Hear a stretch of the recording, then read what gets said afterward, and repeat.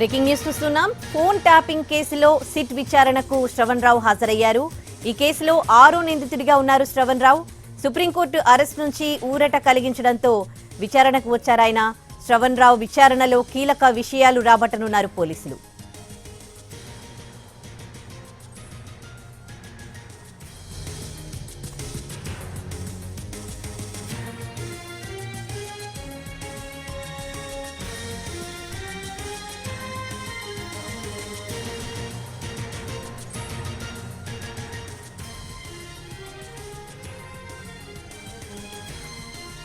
Phone tapping కేసులో SIT విచారణకు హాజరయ్యారు శ్రవణ్ రావును సిట్ విచారించనుంది. ఇక ఇదే అంశానికి సంబంధించి పూర్తి డీటెయిల్స్ ని జూబ్లీహిల్స్ పిఎస్ నుంచి మా ప్రతినిధి రాధాకృష్ణ లైవ్ లో అందిస్తారు.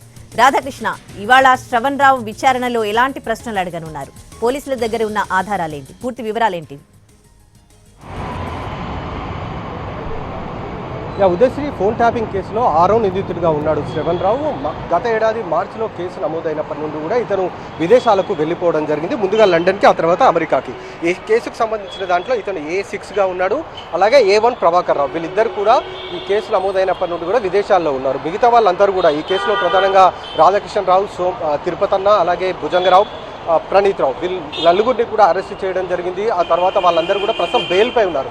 ఆ విచారణలో వీళ్ళు నలుగురిని అరెస్ట్ చేసినప్పుడు వాళ్ళు విచారణలో ఇచ్చిన స్టేట్మెంట్లో ప్రధానంగా ఉన్న అంశాల ఆధారంగా ప్రస్తుతం శ్రవణ్ రావుని విచారించబోతున్నారు. ఇందులో శ్రవణ్ రావుకి సంబంధించిన పాత్ర ఏంటంటే, ఇతను 2023లో ఎన్నికల సందర్భంలో కొంతమంది కాంగ్రెస్ పార్టీకి సంబంధించిన నాయకులు, అలాగే వాళ్ళకి సపోర్ట్ చేసే ఎవరైతే వ్యాపారస్తులు ఉంటారో వాళ్ళకి సంబంధించిన ఫోన్లను ట్యాపింగ్ చేయించడం అనేది ప్రణీత్ రావు నేరుగా తన స్టేట్మెంట్లో చెప్పడం జరిగింది. కాబట్టి ఆ కేసు అందులో భాగంగానే అతను విచారించనున్నారు. ముందుగా ఎఫ్ఐఆర్ నమోదైనప్పుడు మాత్రం ప్రణీత్ రావుకు సంబంధించిన పేరు మాత్రం ఎఫ్ఐఆర్లో ఎక్కడా లేదు. కానీ ఎప్పుడైతే డిఎస్పీ, ఎస్ఐబికి సంబంధించి డిఎస్పీగా ఉన్న ప్రణీత్ రావుని అరెస్ట్ చేసిన తర్వాతనే ఆ విచారణలో ప్రణీత్ రావు చెప్పిన వివరాల ఆధారంగా శ్రవణ్ రావుని ఇందులో A6గా నమోదు చేయడం జరిగింది.